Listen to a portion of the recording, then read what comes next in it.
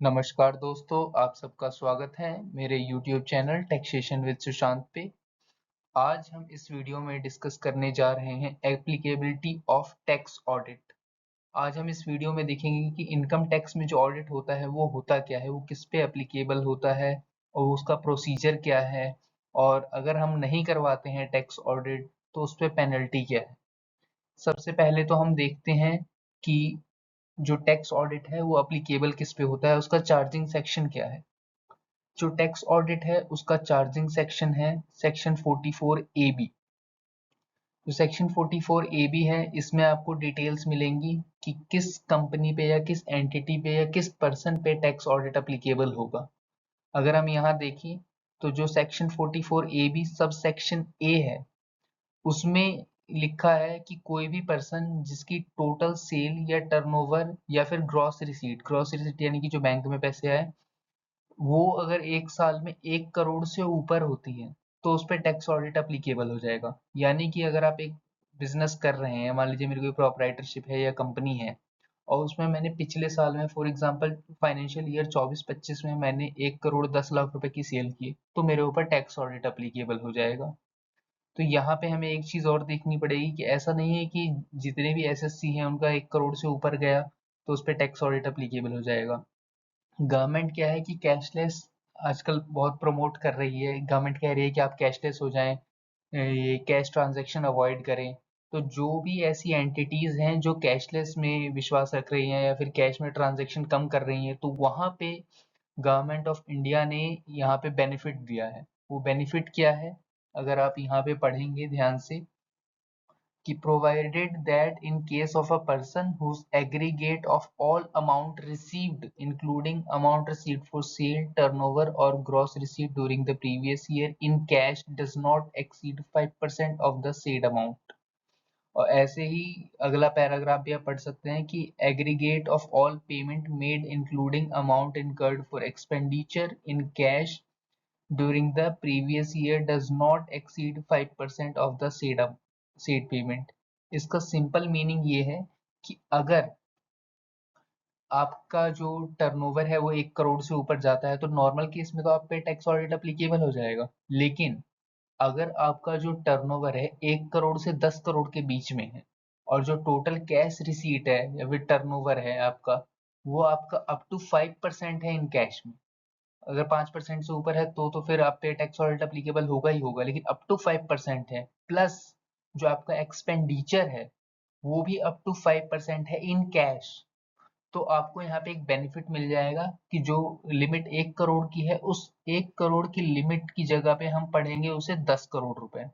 यानी कि अगर आपका जो टर्नओवर है वो 1 से 10 के बीच में है और आपने जो कैश रिसीट की है या फिर कैश पेमेंट की है, दोनों ही, ऐसा नहीं कि सिर्फ एक 5% पे है तो भी आपको बेनिफिट मिल जाएगा, दोनों ही अप टू 5% होने चाहिए, तभी आपको इस चीज का बेनिफिट मिलेगा। तो यहाँ पे सिंपल सा हम समझेंगे कि अगर आपका जो टर्नओवर है 1 करोड़ से कम है फिर तो टैक्स ऑडिट की बात ही नहीं आती, बिजनेस के केस में भी हम बात कर रहे हैं। लेकिन जैसे ही 1 करोड़ से ऊपर जाता है नॉर्मल केस में टैक्स ऑडिट अप्लीकेबल होगा। लेकिन अगर आपका जो कैश पेमेंट है वो अप टू 5% है टोटल पेमेंट्स का और कैश रिसीट है वो अप टू 5% है टोटल रिसीट का, तो हम उस 1 करोड़ की जगह देखेंगे कि क्या आपका जो टर्नओवर है वो अप टू 10 करोड़ है। अगर अप टू 10 करोड़ तक है और जो कैश रिसीट और कैश पेमेंट दोनों ही अप टू 5% है तो आप पे टैक्स ऑडिट अप्लीकेबल नहीं होगा। लेकिन इन एनी केस अगर आपका जो टर्नओवर है वो 10 करोड़ से ऊपर जाता है, 10 करोड़ 1 रुपए भी हो जाता है, तो फिर ये चाहे आपकी कैश रिसीट 0% ही क्यों ना हो, कैश पेमेंट 0% ही क्यों ना हो, टैक्स ऑडिट आप पे एप्लीकेबल होगा। ये अभी हमने बात की सेक्शन 44 ए बी सबसेक्शन ए, ये बात करता है बिजनेस के बारे में। अब हम आते हैं 44 ए बी सबसेक्शन बी यानी कि प्रोफेशनल्स के बारे में। प्रोफेशनल जैसे कोई doctor, lawyer, chartered accountant, company secretary.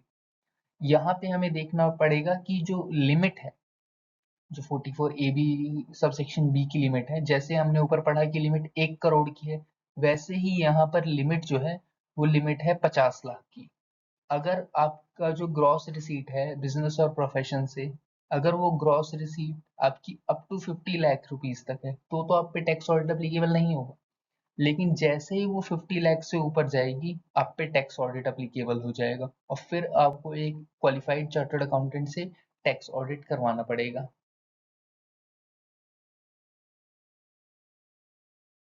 अब हमें देखना है कि जो टैक्स ऑडिट होता है इनकम टैक्स में, वो करता कौन है। तो जो टैक्स ऑडिट होता है इनकम टैक्स में, उसका जो एक्सक्लूसिव राइट है, मतलब एक्सक्लूसिव राइट यानी कि सिर्फ वही जो कर सकते हैं, जो टैक्स ऑडिट कर सकते हैं, वो है चार्टर्ड अकाउंटेंट्स। और वो भी ऐसे चार्टर्ड अकाउंटेंट्स जिनके पास की सर्टिफिकेट ऑफ प्रैक्टिस यानी कि सीओपी हो। अगर कोई चार्टर्ड अकाउंटेंट है जिसके पास सीओपी नहीं है तो वो टैक्स ऑडिट नहीं कर सकता। टैक्स ऑडिट को लेके काफ़ी कंट्रोवर्सी भी होती रही है पिछले कुछ दिनों में, क्योंकि सीएमए और सीएस के इंस्टीट्यूट भी चाह रहे थे कि उन्हें टैक्स ऑडिट का राइट मिले, हालांकि गवर्नमेंट ने उनकी बात मानी नहीं। तो अभी के लिए हम देखेंगे कि जो टैक्स ऑडिट का एक्सक्लूसिव राइट है वो सिर्फ और सिर्फ चार्टर्ड अकाउंटेंट्स के पास है। तो अगर कोई भी एंटिटी या पर्सन अपना टैक्स ऑडिट करवाना चाहता है तो उसे एक क्वालिफाइड चार्टर्ड अकाउंटेंट जिसके पास की सर्टिफिकेट ऑफ प्रैक्टिस हो उसके पास जाना पड़ेगा अपना ऑडिट करवाने के लिए।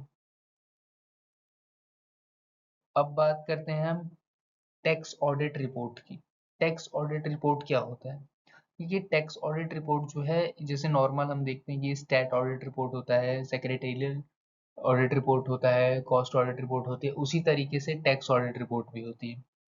लेकिन tax audit report as compare to other reports काफ़ी अलग है। यहाँ पे 3 फॉर्म्स होते हैं। पहला होता है फॉर्म 3CA। 3CA जो होता है ये एक बेसिकली ऑडिट रिपोर्ट है। ये उन एंटिटीज पे एप्लीकेबल होता है जिन्हें किसी दूसरे लॉ में भी अपना ऑडिट करवाना पड़ता है। फॉर एग्जांपल कंपनी, कोई कंपनी है जो कि कंपनीज एक्ट 2013 में रजिस्टर्ड है, तो उसे अपना स्टैट्यूटरी ऑडिट कंपलसरी करवाना पड़ता है क्वालिफाइड चार्टर्ड अकाउंटेंट से।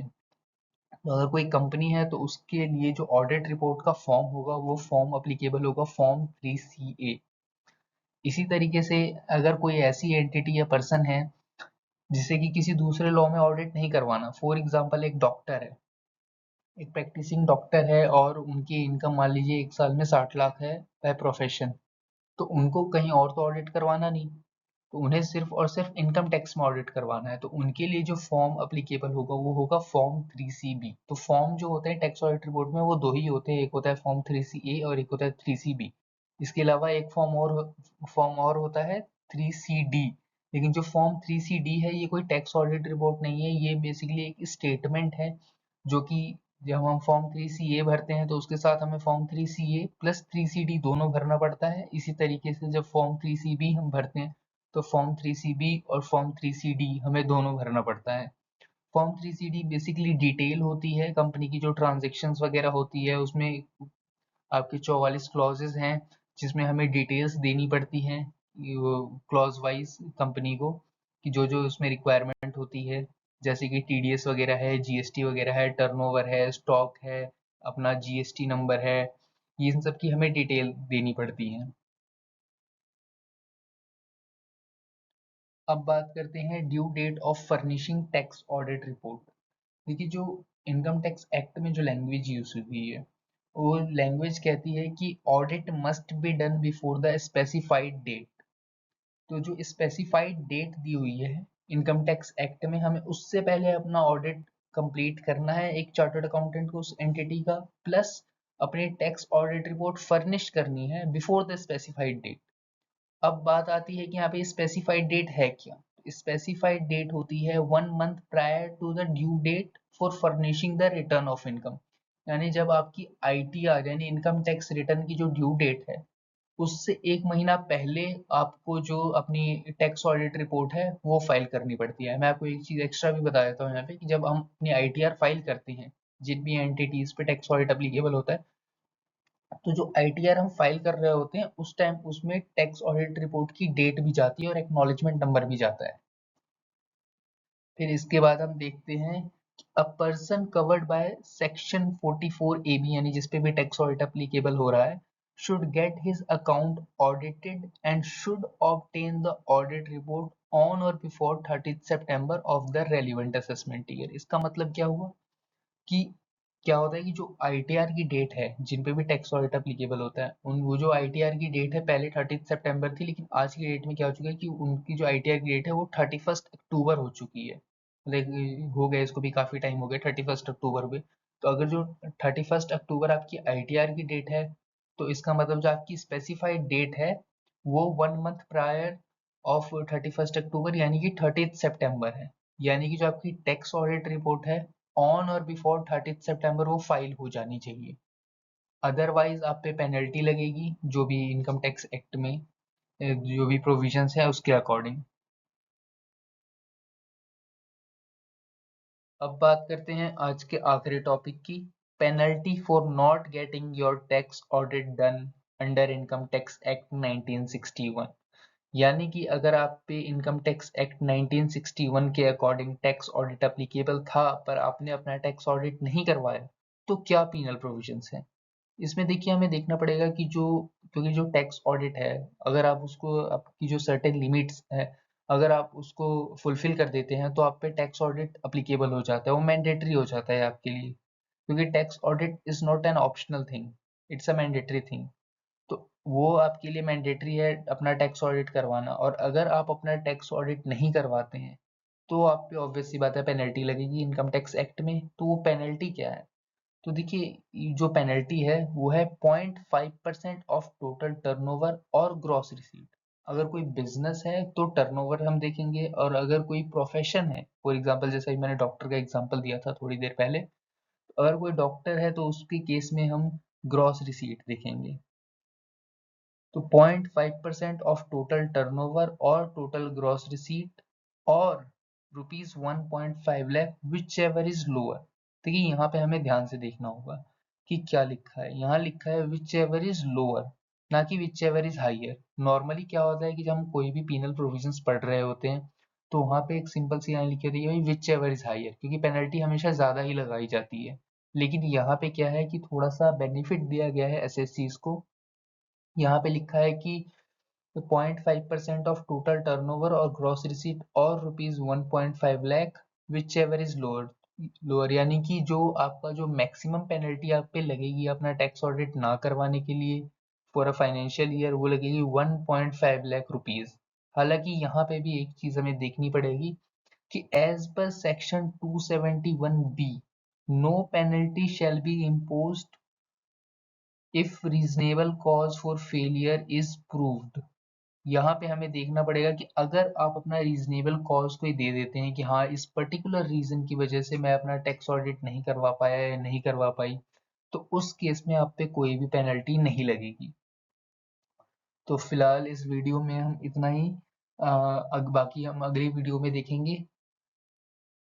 तब तक के लिए धन्यवाद।